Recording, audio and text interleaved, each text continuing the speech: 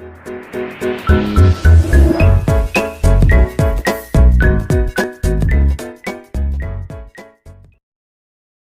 میں آپ سے بات کروں گا ارشد شریف شہید کے حوالے سے۔ میرے پاکستانیوں، یہاں پہ چند چیزیں آج میں پہلی دفعہ آپ کے سامنے خود لے کے آیا ہوں۔ ارشد بھائی کی جب شہادت ہوئی تو اس کے بعد ہم سب کا مطالبہ تھا، آپ کا بھی مطالبہ تھا کہ سپریم کورٹ ایک جوڈیشل کمیشن بنائے جہاں پہ ہم سب جائیں اور جو ابھی ہمارے ساتھ ارشد بھائی نے شیئر کیا تھا وہ ہم ان کے گوش گزار کریں۔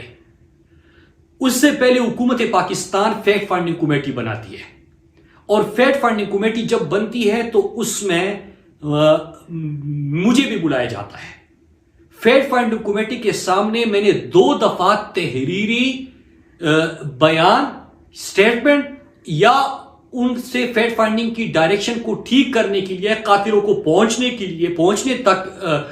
کہ پہنچ سکے ادھر، اس کے لیے میں نے 10 سے 15 سوال ان کو بتائے تھے، اگر آپ کو یاد ہو، جس میں جعلی ایف آئی آر کس نے درج کیے، کس کے کہنے پہ درج ہوئے، کمپلیننٹس کون تھے، کون دھمکیاں دینے گیا تھا ارشد بھائی کے گھر، کس نے ارشد بھائی کو بلا کے ان کو لائن چینج کرنے کا کہا تھا، کس نے ایف آئی اے، جب ارشد بھائی دبئی جا رہے تھے تو ایف آئی اے کے جو امیگریشن کاؤنٹر ہوتا ہے وہاں سے ارشد بھائی کی تصویر لیک کر دی، دبئی کس کو بھیجا گیا، ارشد کو دھمکیاں دی گئی، ارشد بھائی کو مجبور کیا گیا دبئی سے نکلنے کے لیے۔ یہ تمام سوال میں نے پوچھے تھے، اور میں آپ کو بتاتا چلوں میرے پاکستانیوں کہ جو فیکٹ فائنڈنگ کمیٹی کی رپورٹ آئی ہے اس میں 2 چیزیں، صرف 2 سوالوں کے جوابات انہوں نے ڈھونڈنے کی جب کوشش کی ہے تو آپ کے سامنے کیا آیا کہ دبئی ارشد بھائی کا ویزا ایکسپائر نہیں ہوا تھا، جس طرح ارشد بھائی کا جنازہ پڑا ہوا ہے اور ادھر پریس کانفرنس کی جاتی ہے اور پورے پاکستان میں بیانی کی جنگ شروع کی جاتی ہے کہ ارشد بھائی کا ویزا ایکسپائر ہو گیا تھا، یہ 2 جھوٹ بول رہے ہیں کہ ارشد کو نکلوایا گیا۔ وہ چیز ان کی وہ پریس کانفرنس غلط ثابت ہو جاتی ہے اور ارشد بھائی کو زبردستی دبئی سے نکلوایا گیا تھا طاقتور شخصیات کے کہنے پہ، جو کہ وہ انہوں نے اس کا ذکر نہیں کیا، لیکن یہ ضرور کہا کہ ارشد بھائی کو نکلوایا گیا تھا۔ یہ فیکٹ فائنڈنگ کمیٹی میں چیز سامنے آ گئی۔ دوسرا کہ کس نے جعلی ایف آئی آر کیے تھے، ہم بار بار پوچھ رہے تھے۔ ایک میمن گوٹ 2 تھانے کا ایس ایچ او، ایک ایف آئی آر کا صرف، جب ان کو بلایا گیا تو انہوں نے کہا کہ فلاں ادارے کے آفیسرز ہمیں بلایا تھا، وہ بیٹھے ہوئے تھے، انہوں نے ہمیں کہا تھا ایف آئی آر درج کرنے کے لیے، تو وہ چیز بھی ایکسپوز ہو گئی۔ تو ابھی اس وقت میں نے جو سوال دیے تھے اسی کے اوپر جو بھی جواب ڈھونڈنے کی کوشش کی گئی ہے وہ آپ قاتلوں تک یا دھمکیاں دینے والوں تک، ان تک آپ پہنچ چکے یا آگے بڑھ چکے۔ تو یہ ایک فیکٹ فائنڈنگ کمیٹی کی بات ہوئی۔ دوسرا جے آئی ٹی، جب سپریم کورٹ کے حکم پہ جے آئی ٹی بنی، اور جب جے آئی ٹی بن رہی تھی میں آپ کو یہ بتاؤں کہ مجھے سپریم کورٹ نے بلایا نہیں تھا، میں خود سے سپریم کورٹ گیا، کیونکہ میرا بھائی ارشد بھائی، ہم سب پاکستانیوں کی آواز، پاکستانیوں کی دلوں کی آواز، نظریہ پاکستان کے اوپر ثابت قدمی سے کھڑا ہونے والا، پاکستان کا بیانیہ دنیا تک پہنچانے والا، شہیدوں کا وارث، اور ہر غریب، ہر مزدور، ہر قانون کو ماننے والے، آئین کو ماننے والے، ان کے لیے کھڑا ہونے والا، ان کے ساتھ دینے والا ارشد بھائی کی بات ہے۔ تو میں سپریم کورٹ خود گیا، وہاں پہ جب جے آئی ٹی بنائی گئی تو جے آئی ٹی نے مجھے بلایا، اور میں آپ کو یہ بتاتا چلوں کہ یہاں پہ بات ہوتی ہے کہ مراد سعید کو بلایا تو مراد سعید نہیں گیا، جھوٹ، سفید جھوٹ، اور یہ جھوٹ کون پھیلا رہا ہے میں آج آپ کے سامنے وہ بھی بتا رہتا ہوں۔ جے آئی ٹی کے سامنے نہ ویسے پیش ہوا بلکہ میں 2 دفعہ جے آئی ٹی کے سامنے پیش ہوا۔ ایک دفعہ جب میں گیا وہاں پہ کاشف عباسی صاحب، عادل راجہ جو ارشد بھائی کے پروڈیوسر تھے، ان کو بھی بلایا گیا تھا، ان سے بھی میری وہاں پہ ملاقات ہوئی۔ جے آئی ٹی کے سامنے جب میں دوسری دفعہ پیش ہوا تو میں نے تحریری جو بھی ارشد بھائی نے مجھے خدشات یا ارشد بھائی نے اپنے خطرات اس کا ذکر کیا تھا، وہ میں نے اپنے تحریری بیان میں وہ درج کر دیے ہیں، اسی طرح جس طرح ارشد بھائی نے مجھے بتایا تھا، اور ہر صفحے کے اوپر میرا دستخط بھی موجود ہے۔ لیکن ایڈیشنلی میں آپ کو یہ بھی بتا دوں کہ نہ صرف میں نے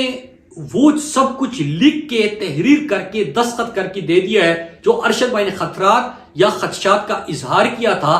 بلکہ میں نے ساتھ میں کچھ سوال اسی طرح پوچھے جس طرح میں نے فیکٹ فائنڈنگ کمیٹی کے سامنے رکھے تھے کہ اگر آپ قاتلوں تک پہنچنا چاہتے تو آپ بیسکس ان چیزوں کے اوپر کام کریں۔ صرف 2 سوالوں کے اوپر کام ہوا اور آپ کے سامنے کتنے حقائق سامنے آ گئی۔ اسی طرح میں نے جے آئی ٹی کے سامنے بھی رکھے ہیں۔ اب سوال یہ ہوتا ہے کہ جب یہ تمام چیزیں میں کر رہا ہوں تو میں اس کا ذکر کیوں نہیں کر رہا؟ یہ جو روز کہتے ہیں کہ مراد سعید کو بلایا، مراد سعید پتہ نہیں کیا، اب میں آپ کو جواب دوں،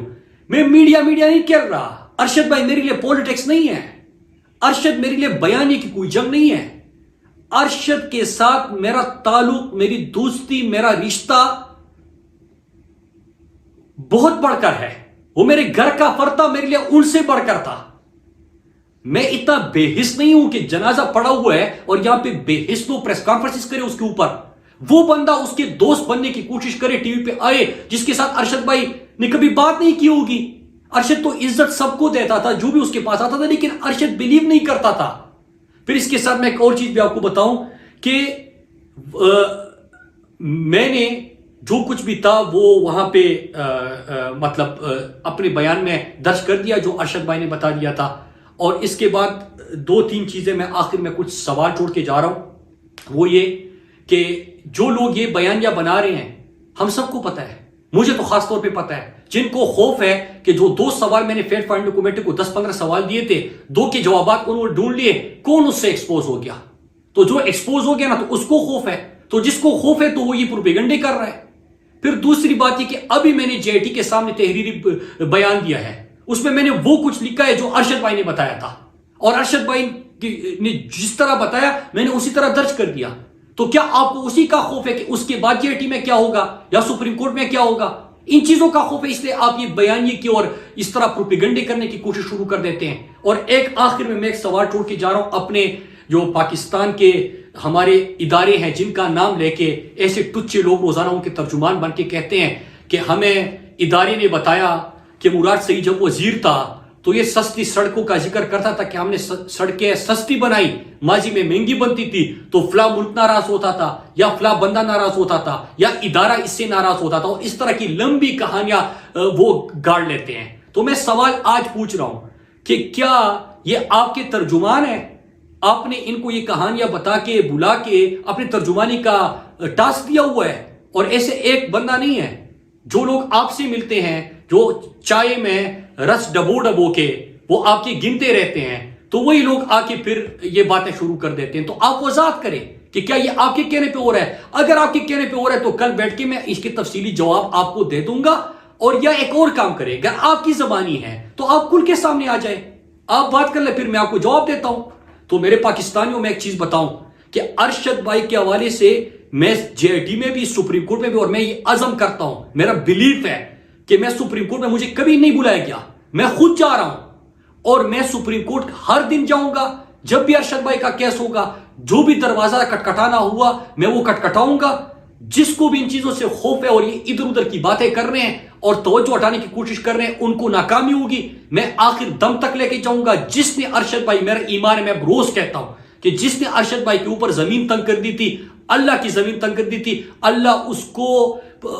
کی زمین پہ اس کو جگہ نہیں ملے گی، وہ عبرت کا نشان بنیں گے۔ جس نے ارشد بھائی کے لیے خون حق کیا ہوا ہے،